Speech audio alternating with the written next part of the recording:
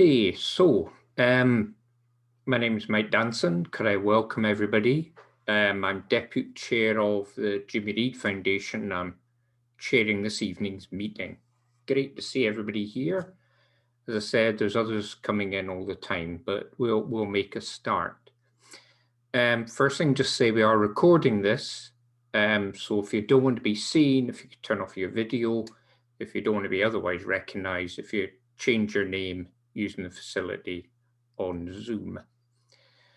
It's great to see so many people coming to such an important issue. We're here to launch the Jimmy Reid Foundation paper, Liberal Education in a Neoliberal World, Reculturing and Recalibrating. And our three presenters, the three authors, will be coming on in a minute. First of all, could we thank EIS for hosting this evening's meeting? We're extremely grateful for that, particularly Andrea Bradley, and also Lee, who's in the background doing the tech support from EIS. If you're not used to Zoom, you may want to put some, go into speaker view in the top right-hand corner, so you'll just get the actual speakers when they're on live. We can curtail most of the housekeeping because we're not there physically. What we're going to have is the three speakers, the three authors of the report will present one after the other. We will then hand over to Andrea Bradley for commentary as speaking a personal view, but from EIS and also a member of the Reid Foundation board. We'll then open up for question and answers.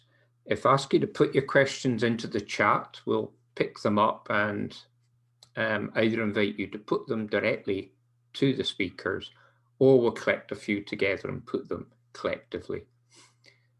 Any other interventions, please put in the chat. If you feel like tweeting, then that's great. Similarly on Facebook. So this is the 50th anniversary of the UCS sit-in work-in that we all know Jimmy Reid led.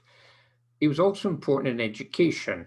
Famously, he was the rector of Glasgow University and he made that famous alienation speech, which really put education right at the heart of his thoughts and legacy at the time and beyond. And I think at one point, every child in Scotland had a copy of that alienation speech. So education is important. We know governments famously say it's the priority of their term in office. So we're delighted to welcome our three speakers this evening, the three authors of the report. Just in the order going to be speaking. Henry Maitlis, who's Emeritus Professor of Education at University of West of Scotland. Brian Boyd, Emeritus Professor. I forgot. Of University of Strathclyde. And thirdly, John Kelly, who's still working and paid for it. He's a lecturer at the West College, Scotland. Okay, Henry's going to kick us off with an introduction to the three of them, and then we'll take it in turn to talk through nursery, primary, secondary, FE, and then universities. Okay, hand over to Henry. Thank you very much.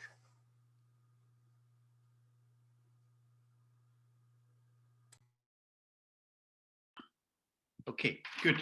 I'm on. Thank you very much, Mike, and it's a pleasure to be here, and it's a pleasure to be speaking to so many colleagues on this call, and a pleasure to have produced a paper for the Jimmy Reid Foundation for the very reasons Mike mentioned. It's our contention, I suppose, that education is never off the media. It is one of the key issues for almost all governments as they're elected. But recently, education has not only been in the media, it's been on the front pages of the media, if you like. I was going to do a review of this, But I just looked at papers that I get, which is the Herald during the week, and then the Guardian at the weekend on the Saturday, and just looking at the last 3 or 4 days. Thursday's Herald has on the front page, SQA appeal system fails Scots pupils yet again, as its main article and heading. On the Friday, Storm as Sturgeon confuses parents over the SQA is on the front page of the Herald. On Saturday, on the front page of the Guardian, give vaccines to pupils as a priority, say school leaders. And on the Sunday, from the front page of the Herald Voices, Somerville discovers something worse than grading by algorithm. Today, it wasn't on the front pages, but of course in the inside pages, there was yet another article on SQA and exams, that one by Alan Mark. So it's never off. It's our contention. We have a number of overarching contentions, I suppose, in the paper. The first is, and that most teachers come into the profession because they want to make a contribution and they want to make a difference. They don't want to make a difference, particularly to their school moving up one league place, or their school moving up 2 league places. They want to make a difference to the life chances and the opportunities of the young people that are in front of them. They want to be there so that at the end of their education, these young people are better rounded young people. That comes from our experience of all the sectors. We've worked in school sector, in the FE sector, and in the university sector. That's the overwhelming reason, apart from some people who get tired and fed up and cynical, but the overwhelming reason why most students I speak to, most teachers I am in contact with, have come into the profession. Our second contention is that there are some very great strengths in Scottish education. We reject entirely the mantra that you hear over and over again, that Scottish education was once the best in the world, now it's sunk into mediocrity. We reject that idea completely. We would argue, and we'll argue throughout the contributions here about some of the strengths of our education system, but we argue that the overarching strength of the education system is in the professionalism of the workforce, that we have a highly committed professional workforce. And throughout the paper, we argue that this workforce needs to be given their voice, needs to be given their professional autonomy, not just speaking about professional autonomy, not just not just consultation in the tell us what you think while we do it kind of way, but in a real mode of consultation and autonomy. And they need to be given their abilities to use their initiative and so on. So that's our if you like, two of our main contentions. That teachers enter the profession to make a difference to the values and outlook of young people. And secondly, that the strength of the Scottish education system lasts, to be brutally honest with most of you and your colleagues who aren't at the meeting, who have got tremendous skills and voice and not used as yet properly.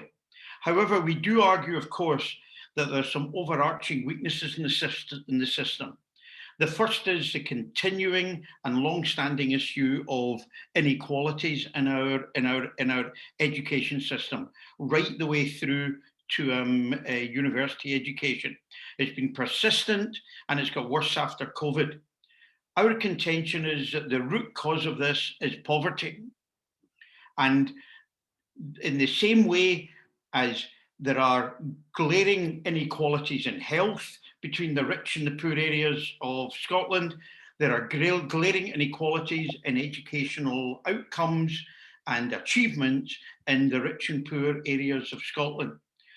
And the same way as people would not blame doctors in Drumchapel because of the poor health of people in Drumchapel, somehow people still feel that it's okay to blame teachers for the fact that some kids in some schools aren't doing very well, and we reject that.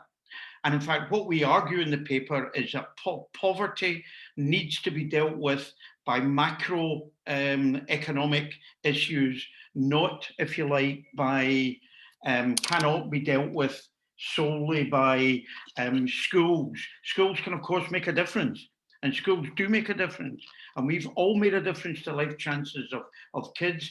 But to tackle those inequalities needs macroeconomic policies. Secondly, part of the reason why this can't be done is because our schools are dominated, our schools, FE colleges and universities are dominated by a neoliberal way of thinking, which argues, if you like, that market is the key issue for making things better.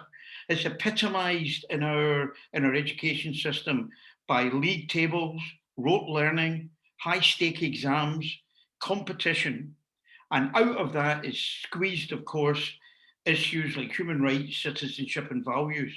And we can understand why that's the case. If teachers are being measured on their outcomes in high-stakes exams, then what you need to do is ensure that the kids are prepared for those high-stakes exams. And we're going to develop that more in the paper. And finally, there is an issue around curriculum and culture, which has been highlighted throughout the COVID period by two main issues, I think. One is Black Lives Matter, which has argued for a decolonising of the curriculum. The Welsh Government has already gone down the road of looking at that and introducing that. And we would argue the Scottish Government needs to do it root and branch, look at the curriculums in all sectors, looking at decolonising of it. And secondly, issues which have come to light recently, primarily around issues of misogyny in all our education sectors. The Everyone's Invited website has argued or has evidence from tens of thousands of young people that misogynistic practices are rampant in the universities, in at least 90 of the universities so far, and from thousands of testimony from women and gay people in schools of a misogynistic culture. And this needs, I think, to be tackled. And it comes back to the very first point I was making, that we come into education to develop better rounded young people. And we mustn't allow values and human rights and issues to be driven out of the curriculum. How to deal with these? We would argue that the key way is through the trade union movement. The trade union movement we will of course argue with the government, and the government might agree with quite a lot of what we've said, but how to change that culture? You need a force that can do it. And we would argue that the teacher unions, and in particular the EIS and the UCU, are the main forces which can challenge this. Thank you, Mike. Thank you, Henry. Good introduction. Now pass over to Brian Boyd, Emeritus Professor of Education, University of Strathclyde, who will take us through the school stages, nursery, primary and secondary. Thank you.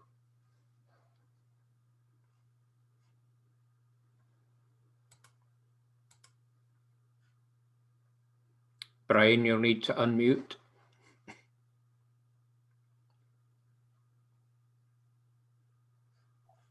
Okay, better. That's it. Thank you. Sorry about that. So in essentially, I'm going to deal with early years, primary and secondary in 15 minutes. Now, you'll be glad to know that I have my phone beside me and it's in stopwatch mode. So I'm going to try and make sure I don't go beyond the 15 minutes. I completely agree with Henry in his comments about the mantra that's heard from people like Willie Rennie and others, that once it was the best in the world and now it was mediocre. Neither of those two things, I agree, are true. But it seems to me that in amongst the real strengths of Scottish schooling, there's a real sense that we could do better.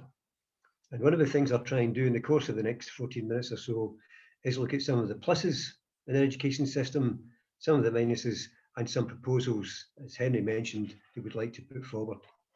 As far as early years is concerned, it seems to me that it's now the case that across the developed world, there's an agreement that early years is a crucial stage in young people's development, educational and otherwise.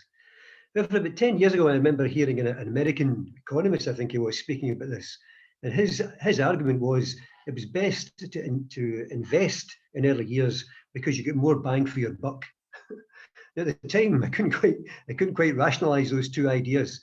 But it seems to me that's been left behind now. And what we're talking about here are now issues around socialisation, well-being, mental health, and so on. And I would agree with Henry too, that Scottish education is, generally speaking, held in very high esteem. I'm going to give a couple examples of that if I can, very briefly. I had the privilege of working as a consultant with an Erasmus project 3 or 4 years ago, and involved primary schools in 6 countries: Scotland, Norway, Finland, Sweden, Spain, Friesland. And basically, there were spells where teachers would visit each other's schools and pupils would be involved as well. The school that represented Scotland was Kirkhill Primary School in Aberdeen. And one of the things I clearly remember is the sense of awe, and I'm not being over dramatic in this, that the other teachers had for the work that was being done in Scotland. Why? Because Kirkhill Primary School serves a very deprived area, and yet they overcame this. They had very poor staffing at one time as well, and they just seemed to be doing a tremendous job. And one of the things which a subsequent HMI report suggested that it had been doing was to create an ethos of giving. Now, it seems to me that that's something worth listening to. These were people from other countries who are often regarded as better than we are, telling us that we in Scotland need to realise that we are good. I should also maybe name check Jerome Brunner, the late great Jerome Brunner, whom we invited to a conference shortly after the publication of Curriculum for Excellence. And we sent him a copy of the booklet. And he came back saying that he felt it was a brilliant and ambitious, bold and creative publication. There are a lot of people around here who don't accept that. And even yesterday, Ian McWhirter in his article was having a kind of passing go at Curriculum for Excellence for dumbing down. I'm going to argue that's certainly not the case. And the last group who really value primary and early years education are parents. Parents are very, very loyal to their schools and to their nurseries. Now, I'd like to just go back a little bit in time, if you don't mind. This will only take maybe a minute or two. But it seems to me that it hasn't always been good in Scottish education. Scottish educational policy development has a dark side. And that dark side came to me as a person when I came across my late mother's final report card. It was called the Day School Certificate Lower, and it was granted by St Patrick's Primary School in their advanced division. She left at the age of 14. Now, at that time, I must confess, I wasn't entirely sure what the advanced division meant. But now I know what it meant. It meant that neither my mother nor my father were regarded as capable enough to take advantage of a secondary education. Now, if that's what Willie Rennie means about a world-class education system, then I'd have to take issue with him. But if you look at some of the other attempts to recalibrate the education system since then, the Advisory Council reports of 1946 and 47, which were way ahead of their time, recommending comprehensive schools. The primary memorandum, which was groundbreaking, but it took about 16 years for it really to take root because it wasn't resourced. Teachers didn't feel that their voice was being heard. The 10 to 14 report, the best example of all, which was regarded by many as a radical report, which never saw the light of day because it came out just as Michael Forsyth appeared in the Scottish office. So it seems to me that we have to be careful here. We can be rightly, I think, appreciative of what's going on within our education system, but we need to know there are dark forces around that could easily change things, and I'll try and reference that in terms of Curriculum for Excellence a bit later. Now, I'd like to recommend a document to you if you've not already read it. It's called Realising the Ambition Being Me, and it's published by Education in Scotland, and it's an excellent report. It's glossy, it's attractive, it's research-based.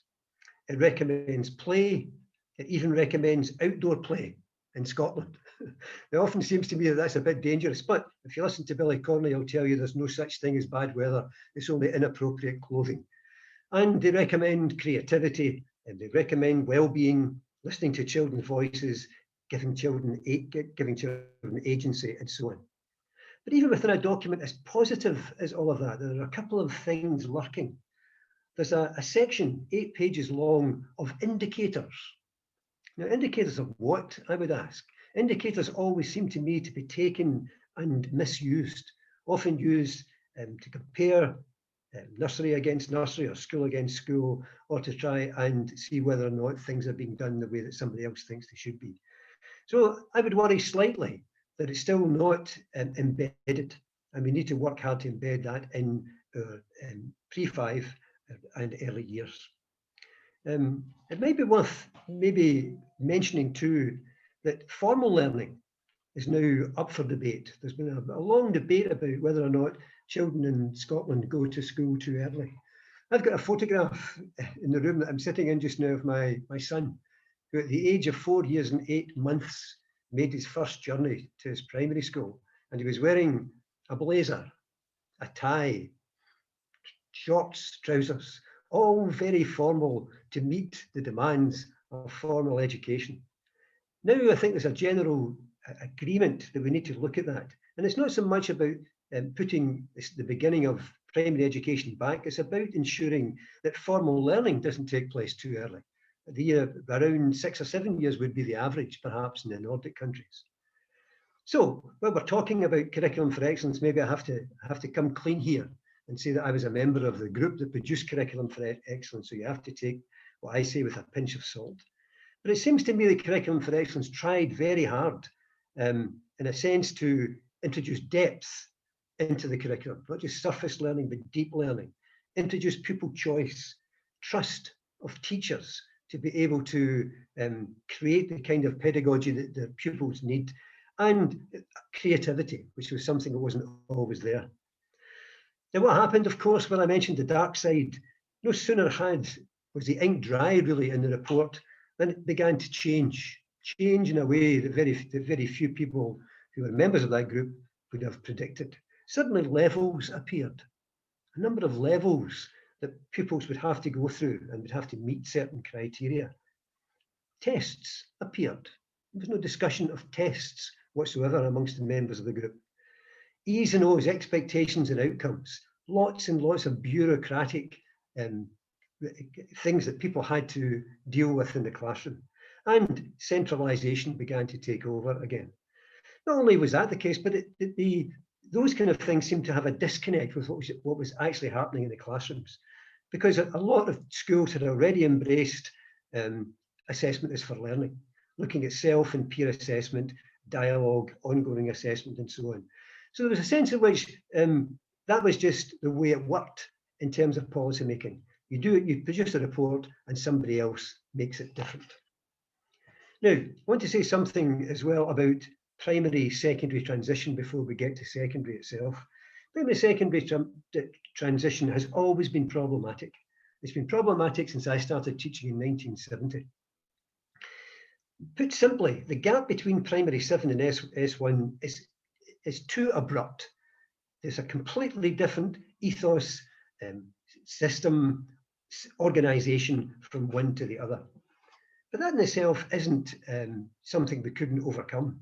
What's even more important is that when youngsters move from primary 7, these are youngsters who've had lots of opportunities to show that they are mature, that they can actually contribute to the ethos of their particular school. They're given lots of things which they have to do, but not in secondary. In secondary, S1 is not a priority. It's not anybody's priority. Why? Because the examination system is in the far distance by that point. And it seems to me that the prior learning of children in early years and primary isn't highly regarded enough in many secondary schools. Now, I understand that some secondary school teachers might want to take issue with me there, but that seems to me to be something which we haven't yet dealt with. Secondary schooling, I think as Henry alluded to, have got two key issues, which in a sense prevent them from being all they could be. In 1965, when comprehensive education was introduced, it was regarded as something which was an attempt being made to try to take selection out of the process of schooling. But the problem with that was that if examinations were still in place, and if examinations were what schools were going to be judged by, then it seems to me it was going to be very difficult to make real inroads into the internal workings of secondary school. So what we've got are schools where there is no selection in getting into them, but there is internal selection right from day one. And I wonder somehow whether we can ever close the attainment gap where we have setting and streaming and those kinds of things. Now, it seems to me also that COVID has done something quite different around this area, because in the past, discussions around internal selection were educational discussions. Now we're talking about the impact of mental health, of socialization, of children working together when they're not in the same classes. There's also an issue around subjects in the secondary school. Subjects dominate, and even though Curriculum for Excellence introduced the idea of broad general education in S1 to S3, if schools do actually do that, and not all do, even if they do it and they believe in it, when it will come to an end at the end of S3, because examinations suddenly start to take over. So the challenge for secondaries, I think, is to deal with the issue of setting. I've just been rereading some research on the issue, and there's no definitive evidence that setting by attainment benefits anybody in the classroom. It doesn't help to close a gap, and it segregates pupils. It seems to me too there's an issue around subjects themselves. Not only do they dominate, but they come in hierarchies, so that you have academic subjects and practical subjects. You have STEM subjects, you have arts subjects, you have subjects, and you have interdisciplinary learning. So these are all, I think, problems which are kind of just moving around in the system. We know they're there. We've got ideas in the way in which we'd like to deal with them. But at the moment, you can't really go too far unless we see some major differences in the exam system. Now, if the exam system is going to be reviewed, as we all believe it will do, it seems to me we need to be clear there are two things that we have to look at here. One is SQA itself. Now, I've been dealing with SQA and its previous iterations now for a long time. And there's always been an issue around accountability, around transparency. It's always been there. And the algorithm that we saw last year simply underlined that. So there has to be a real radical look at the way in which this organization does its work. But there's also the issue that Henry made earlier on, and that's around high stakes examinations. High stakes examinations simply result in pupils, otherwise thoughtful pupils, creative pupils in other aspects of their lives, simply being put through a mill, and they get marched into a room at some point, the same time as everybody else in the country, and they have to write as fast as they can for 2.5 hours, relying on rote learning to the detriment of the deeper learning, which we were talking about earlier. Now, examinations are one thing, but the role of universities in the examination system can't be left out. Universities are the tail that wag the dog. Universities are those that set out the entrance qualifications for subjects, who make it clear that certain subjects won't be accepted if you want to get into that faculty or this faculty, even though the subject, even though you have a higher A-band one in that particular subject. So let's have a look at what we might do to actually deal with some of this. Play and outdoor learning, I think, seemed to me to be the biggest positive that's come out of the discussions around early years and primary in the last decade. The Finnish model, if we had time, we could look at the Finnish model in detail, perhaps we can do it over questions, but the Finnish model is one that's well worth looking at. It seems to me we have to deal with selection sooner or later. If we call ourselves comprehensive education, we can't continue to segregate children on a daily basis. It seems to me too that education is a common good. It's not a commodity to be sold, and therefore should be free at all stages from the beginning, early years right through, and that includes the abolition of private independent schools. And I realise that'll be controversial. There's also an issue, I think, around governance, trying to re-empower local authorities, trying to include people like parents groups and others in discussions around what happens in schools. That's a far cry from what Mrs. Thatcher had in mind around boards of governors, but it's about trying to bring decision-making closer to the school itself. Interdisciplinary learning, Henry's already dealt with, and tackling poverty seem to me to be hand in hand. Now, I've gone over by 1 minute and 37 seconds, so I'm going to stop there abruptly. I've got a lot of other things I would like to say, and maybe I'll get a chance later, but I think it's time to leave a space for John. Thank you very much. Thank you very much, Brian. An awful lot of material in there. There's quite a lot in the chat and a few questions. So for some of those who are putting comments, if you want to turn them into questions, we'll pick them up later. Thank you very much. The third contributor to the publication is John Kelly, lecturer in business at Glasgow West College. Thanks, John. Well, I have to point out there, you made a big mistake there. Glasgow's West College, Paisley's West College, which is a big difference there, Mike. Okay. I'm sure you were listening. Can community good and the market coexist, I think was the byline that I was to cover. And to begin with, it's worth pointing out the nature of markets means competition. Competition requires winners and losers, and neoliberalism's impact on further education has meant that communities have essentially been the losers, losing local services, losing opportunities for learning, losing their voice, basically. A key message I would want to get across is that the major decision making on FE is essentially taken by politicians and managers, most of whom have never attended or taught in FE. Most of them will have been processed through universities, and they'll have little knowledge of what actually happens in an FE college. I've worked in the FE sector for almost 4 decades, and I've witnessed its potential to change lives dramatically and exceptionally. For many who've either been failed by school systems or who've been unable to engage with school systems, FE offers a route to life-changing experiences. FE sector has the ability to transform lives, and I've seen it with my own eyes regularly, despite the system which we have to toil under. Currently, there are 26 further education colleges across Scotland, offering a range of academic, vocational, technical and professional courses. They should provide opportunities for lifelong learning, routes into employment, continuing professional development, courses in partnership with schools, higher education itself delivered in FE, and all points in between. But further education will have to be at the heart of the economic recovery for our country. There isn't any doubt about that as we come out of the pandemic. Individuals and organisations will need to develop new skills and relearn some old ones. Colleges will necessarily have to be at the centre of this.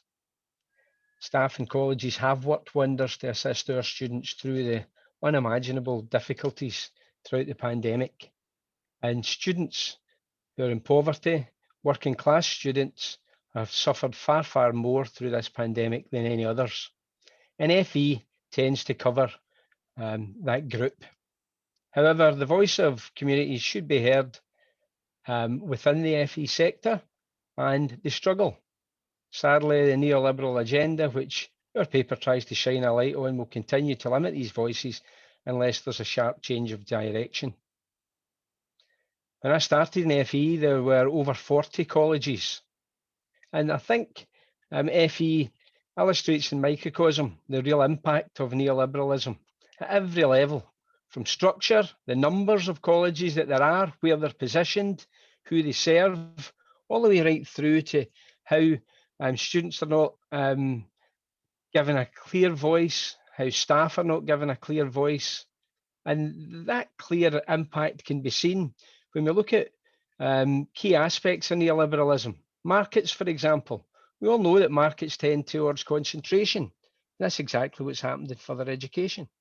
Where once we did have local community colleges, now we have massive big colleges. My own college covers different sides of the Clyde, Clydebank, Greenock and Paisley. But in addition to the actual geographical difficulties there, we also have a managerialist culture which has infiltrated our sector and which educators' voices have less and less influence. More and more colleges are led by principals who are not teachers. Sector is in regular dispute between the staff who would see education as a public good and managers who will look at it in a different way. Managers who have bought into the whole idea of neoliberalism. So the bottom line is everything, and decisions are made on cost, and staff are not seen as an asset, but are seen as a cost. It's also the problem of funding. There is a funding crisis in FE. The gap between income and expenditure across the sector for the recent Audit Scotland report highlighted a £54 million gap. Clear statement from Audit Scotland that a significant number of colleges will need increased funding and/or face cost cutting. And cost cutting means cutting courses. And most of those courses will be closed without any engagement with the local communities that they serve. As Henry's pointed out there, neoliberalism has competition at its heart and collaboration has been discouraged in the sector. Competition is the key for the last few decades. Colleges far from being embedded in local communities now.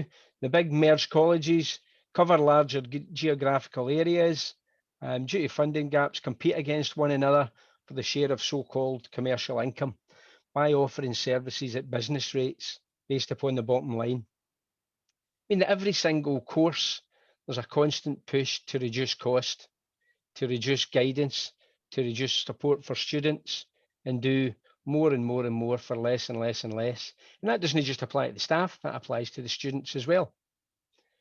For example, college in the west of the country now offers services to business in the east of the countries, which could be offered by colleges in the east and vice versa, because one college in the west can offer at a cheaper cost, which will mean it's a poorer service. Students frequently expected and encouraged to travel across regions covered by merged colleges, passing by what was previously a community college en route to receive their education at another college further away, and staff are encouraged to recommend this, illustrating the madness of market-driven operations in further education. Centres of excellence supposedly is the phrase that is used to describe centralisation of delivery.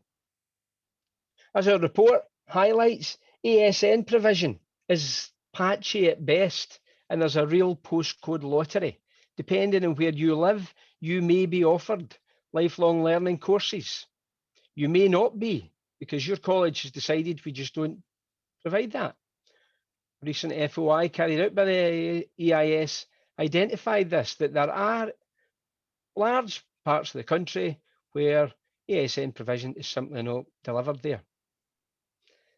And in the chat earlier on, there was reference to Jimmy Reid's alienation speech, and he included the following: the frustration of ordinary people excluded from the process of decision making, and they have no say in shaping or determining their destinies.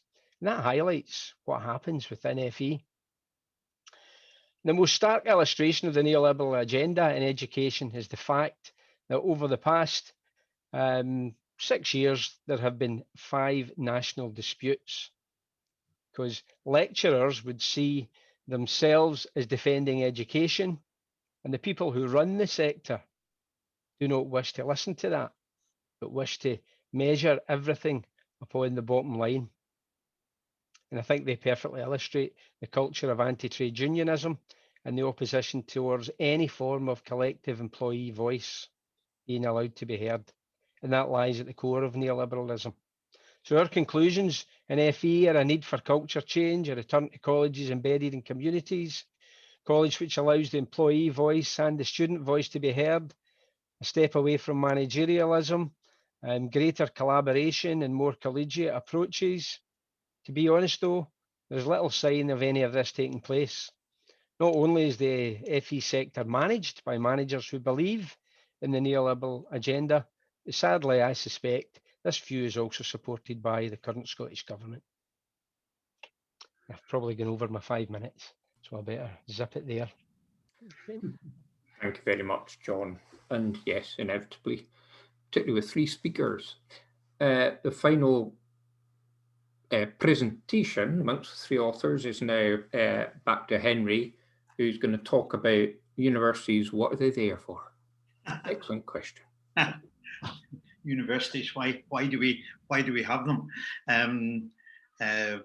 I want to start by saying that, like in all the sectors that there are some good things about universities in Scotland. Firstly, for example, the very fact that there are no fees seems to me to be quite a positive strength of universities. Secondly, and this will come as might come as a shock to some people, there are virtually no exams whatsoever in the universities. You can go through the teaching, the BA now, without doing a formal exam. Learning is shown through your assignments, through your ability to problem solve, through your ability to investigate.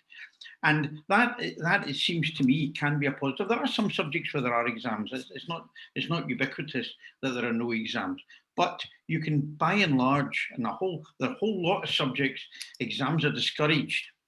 At the same time, as Brian said, the universities encourage the school sector to carry on with the hires because it's a good way. It's a gold standard as they see it. It's a way of picking students without having to worry about going through interviews to find out what they like.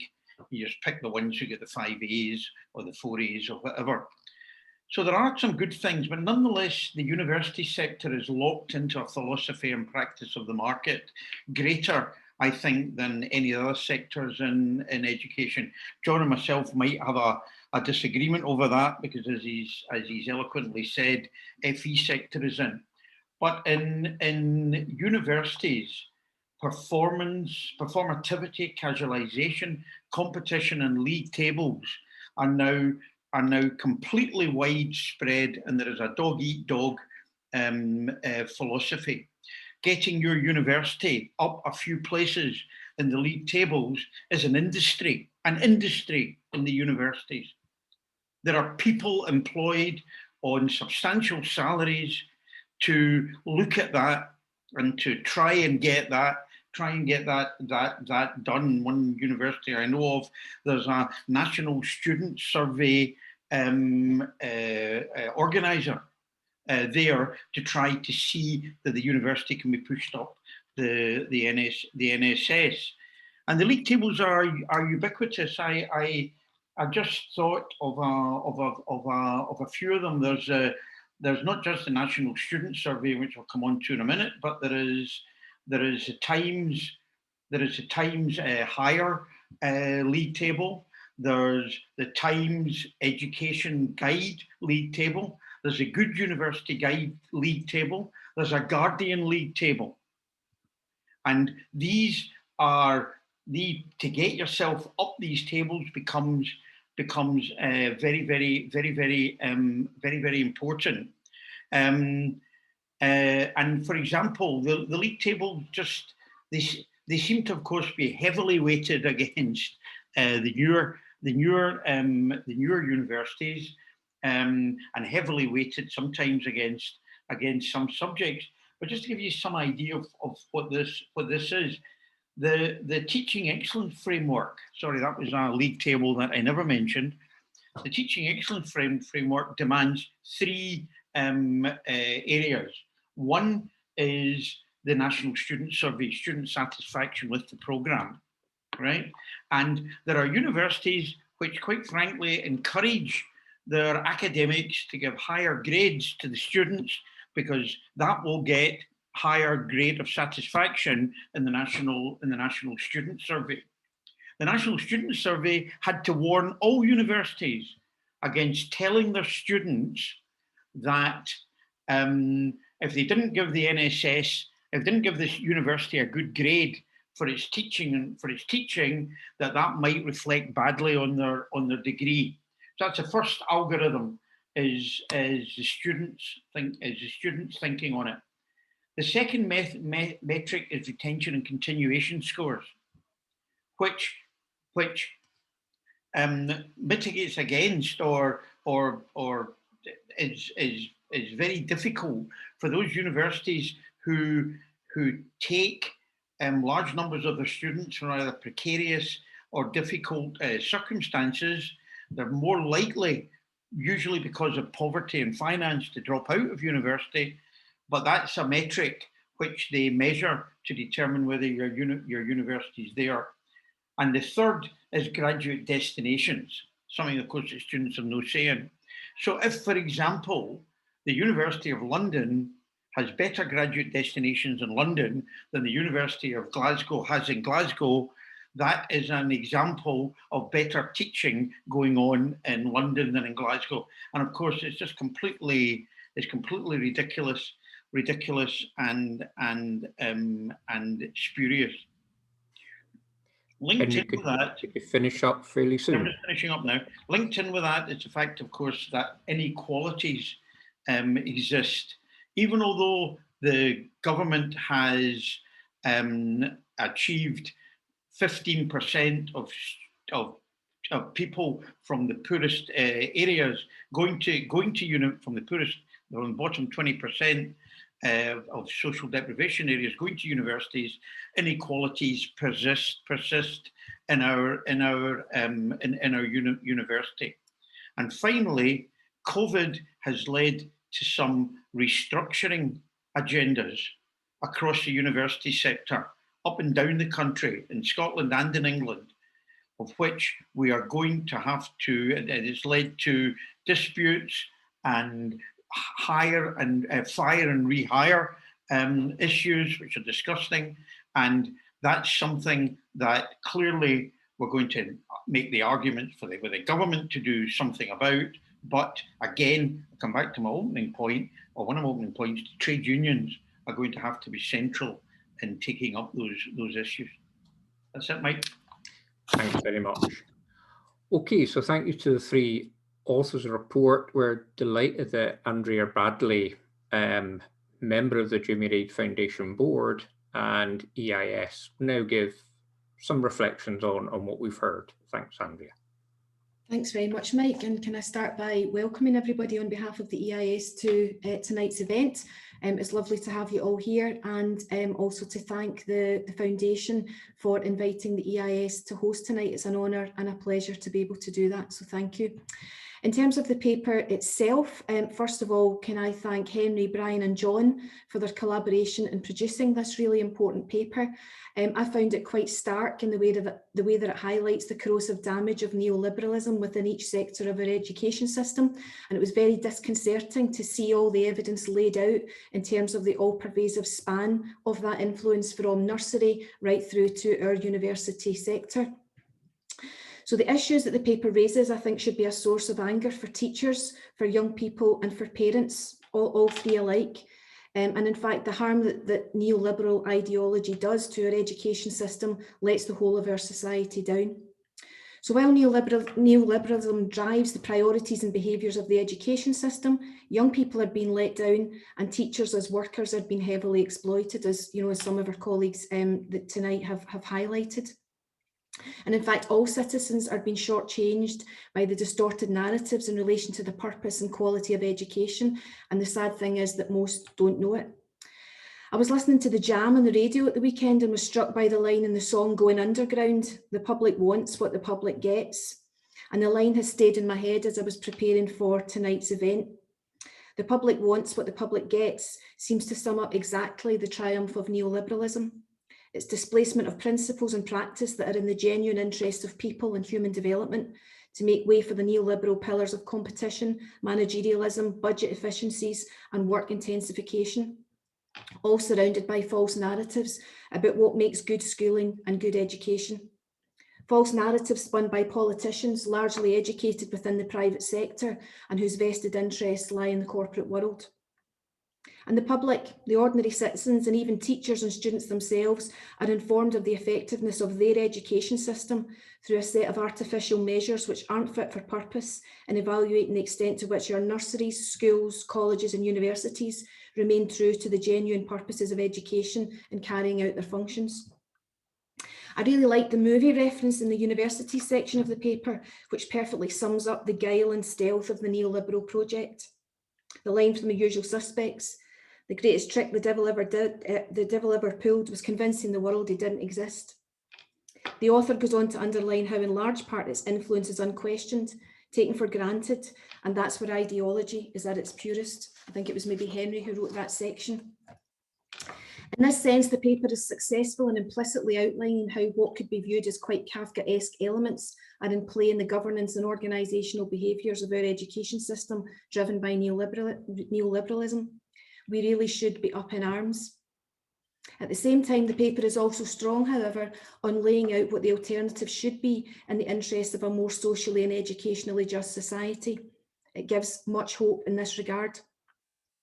The recommendations within the paper lay out in some strong part what the alternative could and should be if we were to redesign our education system in the genuine interests of democratic citizenship, equality and social justice. There's very strong direction within the recommendations of some of the things we could do as an antidote to the poison of neoliberalism and the application of market principles to what should wholly be a public service, founded, shaped and provided in the genuine interest of individual human beings, their families and their communities. That is education as a social and a human good. Thanks to Henry, Brian and John for signposting many of the possible progressive alternatives to what's been experienced now by learners of all ages and their teachers and lecturers. I'd like to thank the authors also for their consideration of the editing suggestions that I made on the earlier draft of the, or an earlier draft of the paper. I think it now reflects more accurately the negative impact of 5 to 14 curricular prescription and national testing on the early years of secondary education and the teachers who had to deliver it within that sector too. And I also think there's a stronger sense of the spirit of collegiality that exists across the primary and secondary sectors, and the desire that teachers have for time to collaborate with colleagues in other sectors, and a suggestion of the benefits that this would bring. In this way, the paper points to how things in Scottish education could be better for our citizens, including our young people and adult learners who are the immediate beneficiaries, as well as the members of the teaching profession, if an alternative set of priorities underpin political decision-making with regards to education and indeed wealth, inequality and poverty more widely. A strength of the paper is its focus on the Scottish context and its inclusion of historical developments in relation to primary and secondary education in particular. This helps us to see how Scottish education has evolved to be what it is today, and to account for some of the thinking which remains in place as a legacy from earlier periods in our history, for example, in relation to understandings of intelligence and how we should or should not group young people together as they learn. I think that there could have been scope to underline a little more strongly the interconnectedness of neoliberal influence in the Scottish context with the global education reform movement, fittingly acronymed as GERM. So GERMs aren't what we want to have flooding our education system or even lingering around, but the GERM coalition of neoliberal interests extends worldwide. Its spores reaching into many jurisdictions and education systems, ensuring hegemony in terms of market influence. It would have been interesting to have had the author's views on the extent to which the hallmark principles of GERM are impacting on contemporary Scottish education, effectively putting it under the microscope in this regard at the same time as encouraging outward comparison and analysis. And such areas as the extent to which standardisation by outcomes, targets, measurement and frequent testing of learners and teachers are evident in Scotland, the extent to which there's an over-focus on core subjects such as literacy and numeracy at the expense of the arts, even more so in the context of COVID recovery, how far pedagogical approaches are low risk and anti-experimentalist in the face of high stakes assessment demands, and how prevalent corporate management models are in driving improvement narratives and behaviours at the expense of the moral goals of human development, and the extent to which assessment of learners is designed to serve accountability agendas, rewarding and punishing schools and teachers rather than assessment being for sound learning. And while it's useful for there to be an understanding of the features of Scottish education as influenced by neoliberalism, it's also useful to see Scotland in the context of the wider JRF project. It helps us to understand why we are where we are and gives a clearer sense of what we need to do to resist. The paper references Pasi Sahlberg, leading Finnish educationalist and co-architect of Finland's education system that has quite deliberately styled itself in protection from marketisation. No private education, no inspections, instead intelligent accountability, prominence of play and outdoor learning, and educational equity as a cornerstone of educational excellence, with mixed ability learning and ASN provision core to the design of the system. As Sahlberg himself says, where there's a political will, there are ways for education systems to kill 99.9% of germs dead. And while Scotland perhaps has some greater immunity to germ than the education system south of the border, its neoliberalist ideology has been able to scale Hadrian's Wall in some part. In my opening comments, I said that the paper is useful in providing historical background to the makeup of Scottish education today. And of course, it's always important for us to understand how we arrive at each stage in our development as a society and of course as an education system. I think it would also have been beneficial to have had a strong focus within the paper on some of the more contemporary impacts of neoliberal ideology. For example, the paper rightly references the ills of 5 to 14 national testing, which thankfully is no more, but doesn't examine the role of Scottish national standardised assessments in relation to the pervasiveness of the neoliberal influence in the here and now. These assessments are sat by all P1, P4, P7 and S3 pupils. EIS members find them to be of limited educational value, labour intensive and in some cases detrimental to learner well-being. The EIS continues to argue the case with the Scottish Government, and yet the assessments remain in place, the surrounding narrative being that standardised assessments in literacy and numeracy, including for P1, where the experience is supposed to be play-based, are in the interests of social justice and closing the poverty-related attainment gap. Teachers, learners and parents didn't ask for Scottish national standardised assessments. They're another example of the public wanting what the public gets. Should there be an opportunity for further development of the paper, I think it would be important to critique the approach to assessment, especially in Scottish school education in the context of a wider analysis of the impact of neoliberalism. And Brian was touching a bit more on that in his comments earlier. Given the recent and current focus on the SQA and Scotland's exam system, the time is right for such an analysis to take place. The announcement of the reform of the SQA last week and the imminent publication of the OECD review present opportunities to really get beneath the surface of the issues relating to assessment, exams, qualifications, and the relationship to the quality of our education system and to equity and social justice. Again, the paper touches on this a little, but there's huge potential for further exploration of these issues pertaining to assessment and the extent to which neoliberal principles taint assessment approaches and distort approaches to learning and teaching as a consequence. Rather than assessment being used to guide and support learning, it continues to be misused to judge and categorise learners in ways which are anti-learning and which damage the self-esteem and contribute to the poor mental health of many of our young people. And given the link between high levels of societal inequality and poor mental health among citizens of such societies, there would be scope for some exploration of the relationship between the prevalence of neoliberal forces within Scotland's education system and the mental health of students and also teachers. Which leads me on to my next point. The introduction of the paper in defining neoliberalism highlights work intensification as one of the common features of it, and this is definitely the case in Scotland. That today Scotland's teachers are among those in the world with the highest levels of class contact time, and that class sizes are unfavourably large in comparison to other developed nations would merit some analysis in terms of what this means for the quality of work for teachers and for the delivery of quality, equitable education for learners. From an EIS perspective, both of these areas are a source of harm to teacher mental health and well-being.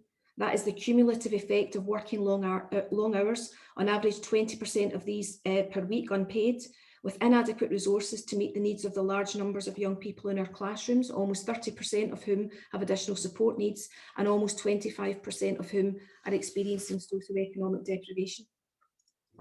Teachers are exhausted, yet feel guilt that in spite of their excessive efforts, they're still not able to satisfactorily meet the needs of their learners. Reduced teacher numbers since 2007 have played a contributory part in all of this. So at the same time as the ambitions for Scottish education, on paper at least, have been expanding in the form of CFE, GIRFEC, developing the young workforce and the widening access agenda, the workforce has been shrinking and becoming more precarious in nature.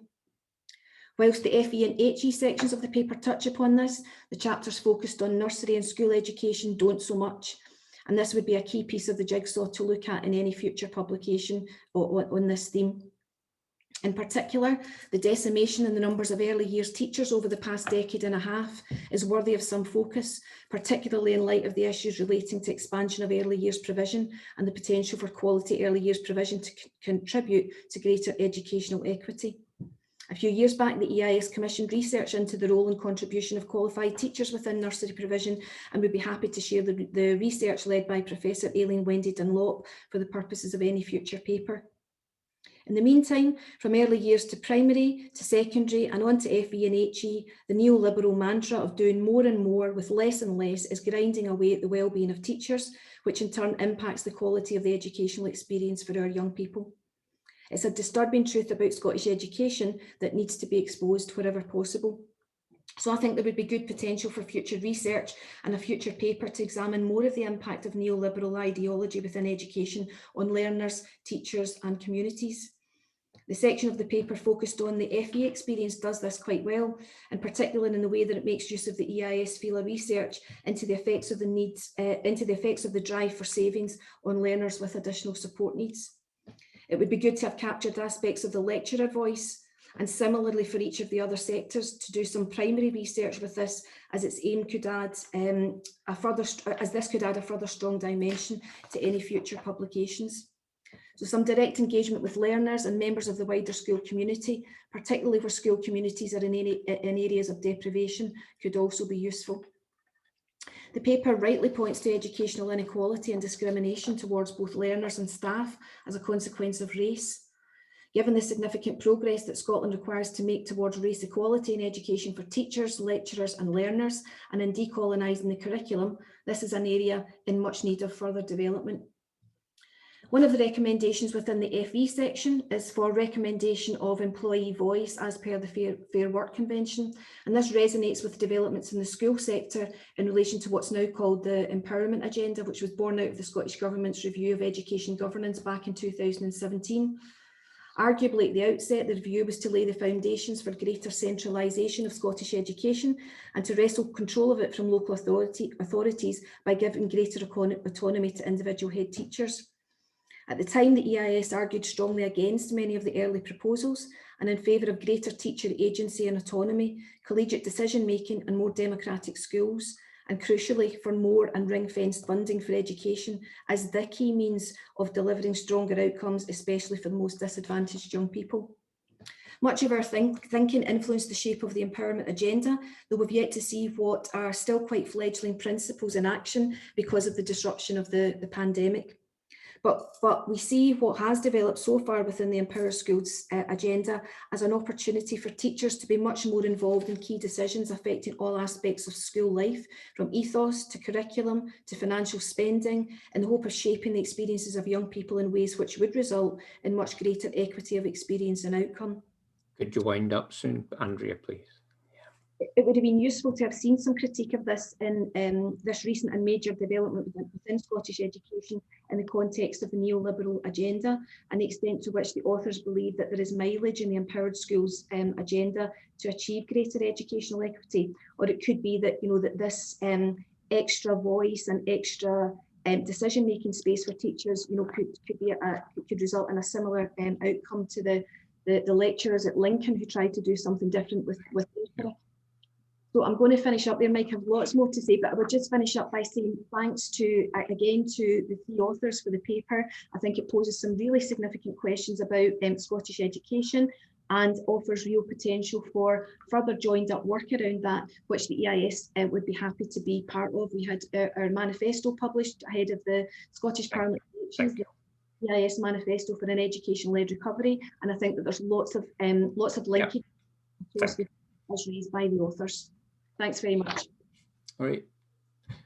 Thank you to all four speakers. Inevitably, people in education tend to talk far too long. We've got 20 minutes left for questions. and answers, which is far too short, unfortunately. So I'm going to present questions in batches and ask you to, one of you in each case, to come back and respond.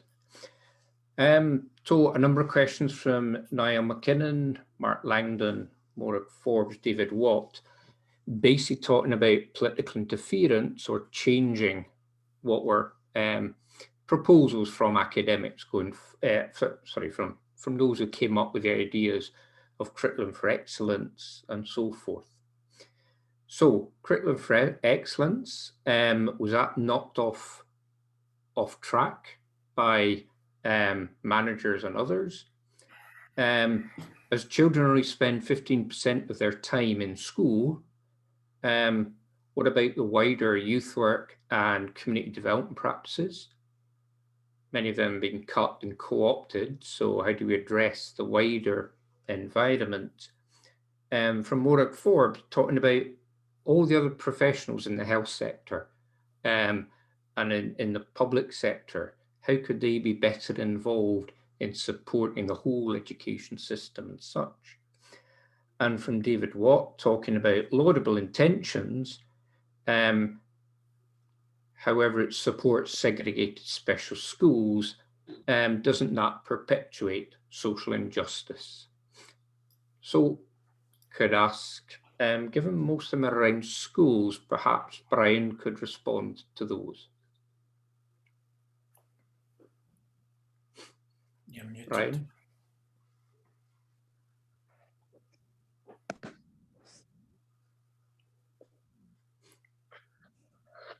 Hello, Brian.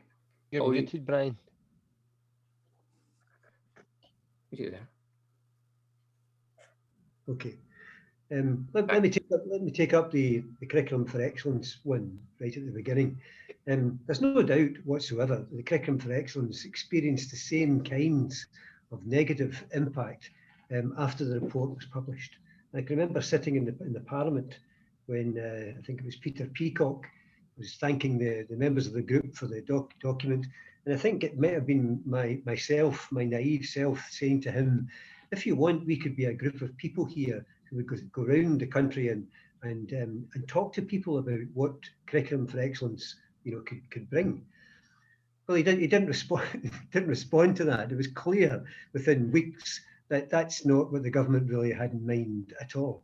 And so it was quickly taken into the centre. As I mentioned earlier on, things happened which we had never even discussed. Even subjects had their names changed from the way they had been before. So there's a sense in which here that sooner or later we have to create a new way of creating policy, because every time we do it and we think it's radical, then it just gets knocked down. So I would agree with the comments being made. The curriculum for excellence has actually been usurped, if you like, in some kind of way. And what we're finding is that only bits of it are effectively being implemented, and only in certain places. In terms of the issue of special educational needs that David mentioned earlier on, that's one of the things that we didn't tackle in this particular paper, partly because the extent of it was getting far too late. But he's absolutely right, because we haven't really made up our mind yet about whether or not the advantages or the kind of progress that we made around special educational needs and its consolidation within the state sector haven't been taken forward. So I think there's an amazing amount of work to be done. But I suppose at the end of the day, what I'm trying to say is that this paper simply scratched the surface of what's going on. And if we're really serious about trying to do something which is radical, then the people who are in the audience here tonight may well want to try and put something together, just as Andrea said, and take the paper only as a starting point. That's all it was meant to be, something that would create a debate and maybe move things forward. Okay, speaking too long. Nope, that's fine. Thank you. Yeah, a few people asking about exams. Is that the best way to assess, to educate, and so forth? So Niall McKinnon talking about audit methodologies and ethos stymie. everything to do with early years. And that's an issue that a lot of people have raised in the comments and such. Rob F. Mack, similarly quoting back well over a century, questioning exams again as a way not only of not being a good way to assess, but also of distorting what education's about. And Eileen Imla asking if there are better ways that we can measure success, wider measures of success for the individual looking forward. So maybe Henry could look at that. I'm going to make two very, very brief points about it. The first is that education for citizenship, values, human rights, and so on, is meant to be at the heart of our schools. But like Brian said, I'm responding to the question about laudable intentions, what about social justice? But as Brian said, quite quickly, it can get sidetracked. And all the research that we quote in the paper about it suggests that in almost all schools, things are interrogated as to whether they will help students pass or get to the threshold of the exams, 3 hires, or whatever the algorithm is that they need to get to. And I think that is one of the key issues, I think, facing our schools. And as Andrea said, it was right the way down. I remember visiting a school before the pandemic, a primary school, where the student knew that how keen I was on outdoor learning, so took his class out into the playground. When we went out, there was a class working in the computers beside it in the open plan area, working in computers with earphones on. When we came back an hour later, the class was still sitting there working on the computers with earphones on. They were primary 7 class practicing for the test. That was an entire morning. Now that's not the kind of learning and development that most teachers go into education for. And I think the exams, if the exams don't change and the assessment, as colleagues have correctly called it, not just exams, if the assessments that are done don't alter and shift radically, then it's very hard to change the curriculum in a way which develops the kind of things that many of the people in the meeting and the comments are putting in. So I think there is something. I think there are lots of other forms of assessments. There are decision-making type assessments. There are assignments for the students to find out information. There are lots of other ways we know in the universities, because we use them all the time with the students, as ways of measuring understanding or ways of looking at understanding. And there can be collaborative ways of doing it as well. And I think these are the kinds of things that we need to look towards, but that can only be done with our root and branch look at the hires and the national fives in particular, and the exam and the tests in primary schools. And we're in a position where we can do that because COVID has thrown up the how awful they are and how bad they've been, and how poor the SQA has been, and how poor the algorithms are. We need to do a bit more than change the personnel in the SQA. We need to actually look at the whole structure of assessments. Thank you. John Kelly, maybe you could respond to David Belsey, who's asking whether the college regionalisation was just a neoliberalism drive, a cost-cutting exercise, or was it about something else? Well, as David would know, because he was involved with me at the time, we did seek an educational rationale for every single merger. And as of the 7th of June in 2021, I don't know, about 8 or 9 years later, we still await one single educational rationale for any of the merged colleges. None of them were. They simply didn't even have a pretense to say, yes, there is something. It was very, very clearly a cost-cutting exercise. Again, an attempt to gain economies of scale. But I would argue that is based upon the neoliberal agenda, which is that the bottom line drives everything, that we don't look at education as a thing. We simply look at this as a process to be driven through, and the cheapest way that we can drive that through is what we need to do. And that has happened in the merged colleges. There's no doubt that the level of service for students, I would contend, is far, far poorer than it was prior to merger. There isn't any doubt about that. And the real driver there is cost cutting, right up until, as we say, Audit Scotland announcing just the other week there, we will have to look at cutting costs further in colleges. And where that leads to is the replacement of lecturers with instructor grades. And just to connect with something that somebody said earlier, what is in the chat, what is our response? The response has to come from trade unions representing people in education. That's the response. And that response has to be calling out neoliberalism for what it is. And the pandemic gives us a wee opportunity to do that, because if you look at the great responses to the pandemic have not been from neoliberalism. It's been state intervention that has got us where we are. And I think that message has to be made very clear. And Henry's wee quote for the usual suspects sums it up, that we've all been institutionalized in our organizations to not talk about this. We all accept much of this in our daily lives. And we need to do something about that. We need to call it out. You know, that's capitalism for you. As my kids are fed up me saying about virtually everything that happens in the day.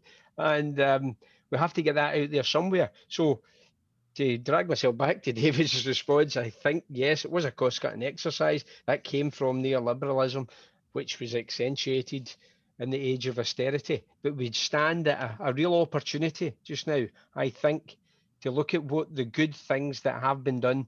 And none of that has come from the profit motive. None of that has helped us here. You look at AstraZeneca, what are we doing? We're giving drugs to people all over the world without high markups. That doesn't sit well with the neoliberal agenda. Just one wee point, I would make a point to you all. I was just come from a meeting earlier today. Shetland College is under threat of privatisation. That's where this is coming from. Privatisation of a publicly funded college is happening right now. That's your neoliberal agenda. Right. Thank you, John, for bringing that back home. A couple of questions I may put together. The role of parents in decision making in education overall, and do we ask potential teachers to make their choices of primary or secondary at too early a stage in their careers? And if Andrea, if you want to say something there, CIS. I think on the question of parents, Mike, that's kind of part of what I was saying in relation to the empowerment agenda. That's supposed to be about reconfiguring the way that decisions are made about, education delivery and young people's experiences in schools, such that parents and learners and teachers and school leaders are equal parts in that decision-making system. So I think that we need to continue to move towards, the democratisation of decision-making in terms of, how schools are delivering on behalf of their communities.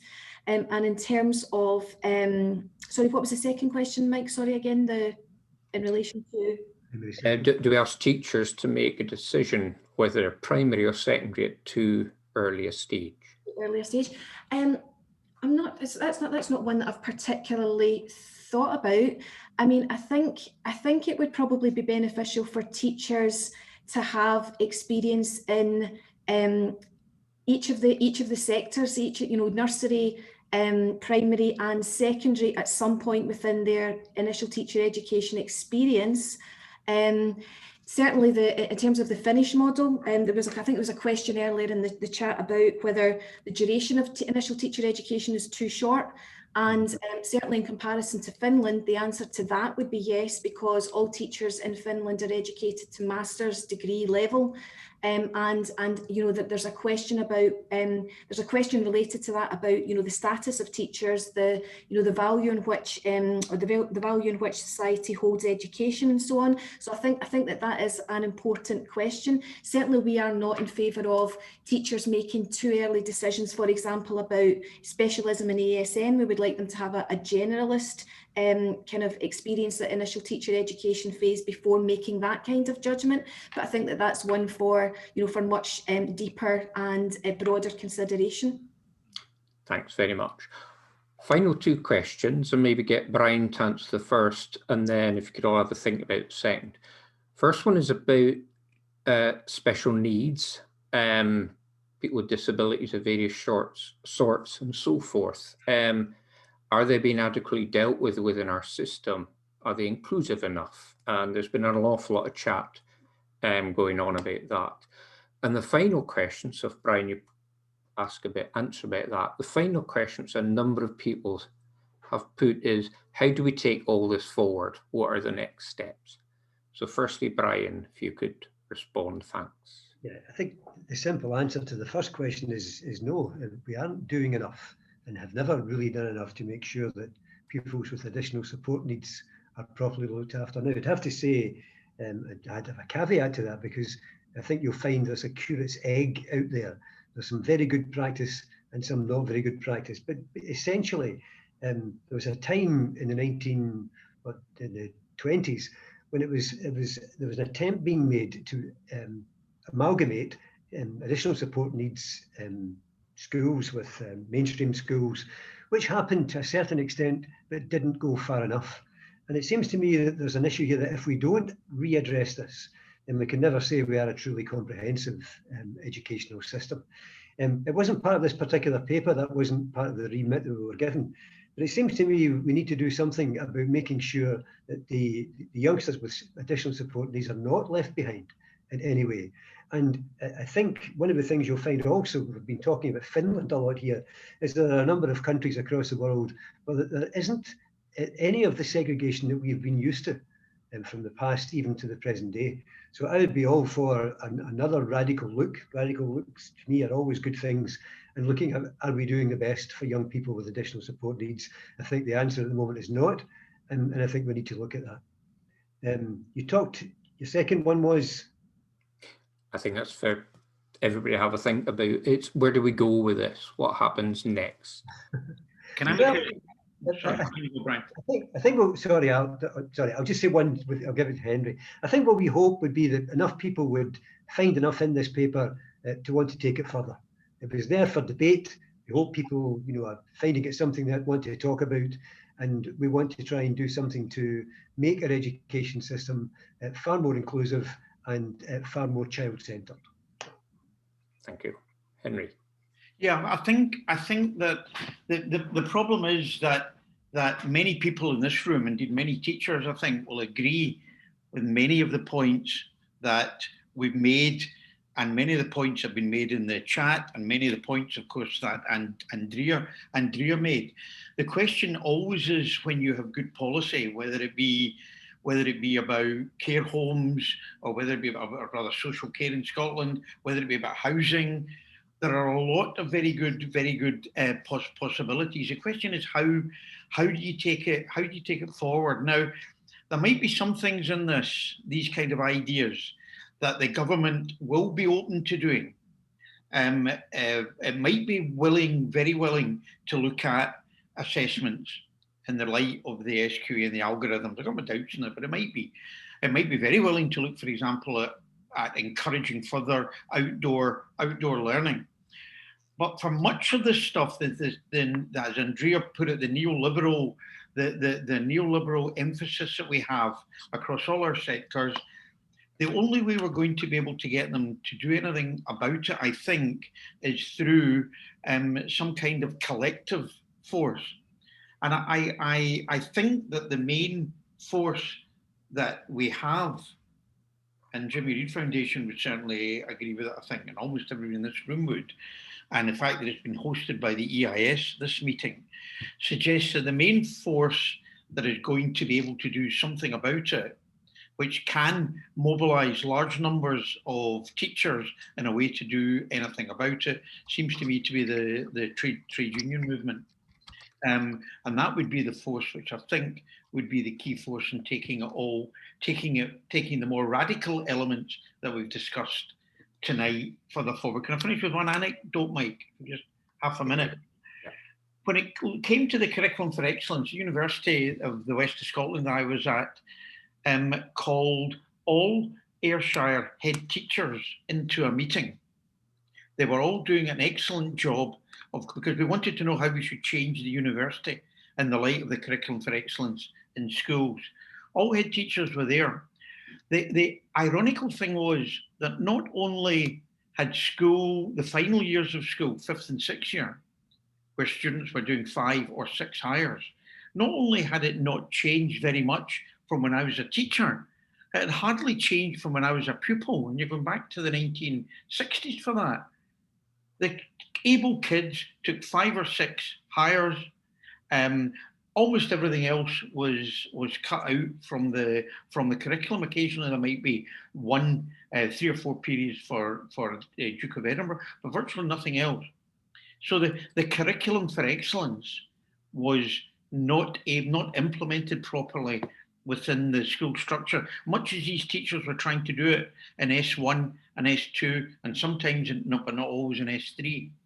And therefore, the way that you can do something about that, it seems to me, is by putting pressure on the powers that be, and that, I think, will need a trade union response. Thank you very much. We've come to the end of our allotted time. There's no way I could sum up all of that. Apart from on Finland, I've got a book to review about Finland for the Scottish Left Review, so I'll be getting onto that very, very soon. Could I thank Lee McKeehan, who's been doing all the technical work behind the scenes, and everything's flowed extremely well. Thank you. EIS for hosting us, and particularly Andrea Bradley for organising a lot, but also her contribution as discussant. And as you could tell, there was much more to say there. Thank you to the 3 authors, John, Henry, and Brian, for a most stimulating evening. The number of comments and questions is higher than I think we've had in just about every other such event. We couldn't possibly cover all the questions or all the issues. And I think that final thing of how do we take all this forward is something we'll need to be thinking about.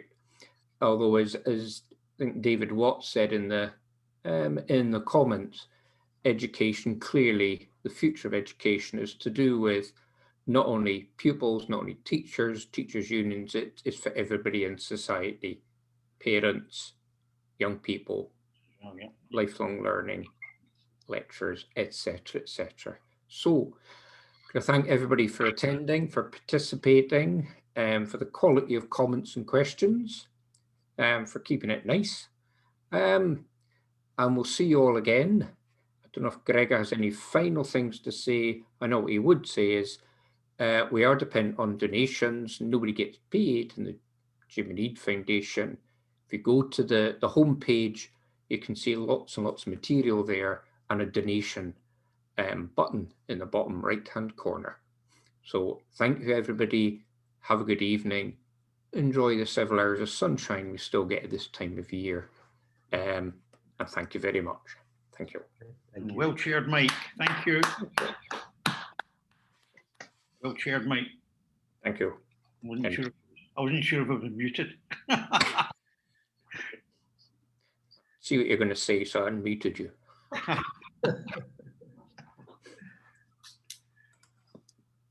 If anybody wants